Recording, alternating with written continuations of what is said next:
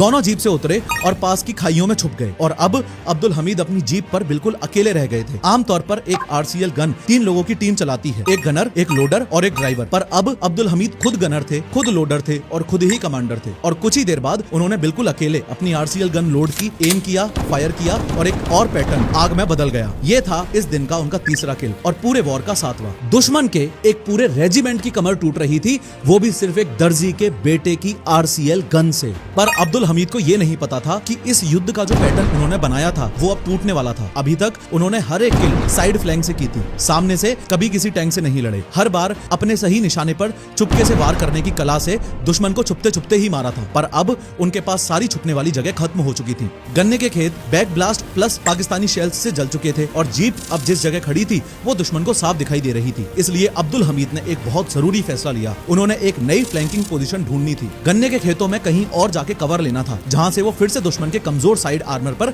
निशाना बना सकें। और इसी नई पोजीशन की तलाश में अपनी जीप को आगे बढ़ाते हुए अब्दुल हमीद एक ऐसे मोड़ पर आ गए जिसका शायद उन्होंने सपने में भी नहीं सोचा था। बिल्कुल अचानक उनके ठीक सामने लगभग 100 मीटर की दूरी पर धूल और धुएं के बीच एक पाकिस्तानी पैटर्न टैंक निकल आया। उस टैंक की 90 mm की बैरल धीरे धीरे अब्दुल हमीद की जीप की तरफ घूम रही थी और उधर अब्दुल हमीद का आरसीएल भी उसी टैंक की तरफ घूम रहा था। दोनों ने एक दूसरे को बिल्कुल एक ही पल में स्पॉट कर लिया था। ये वो लम्हा था जिसके अब्दुल हमीद के प्लान में कभी नाम तक नहीं था, पर अब कोई रास्ता नहीं बचा था।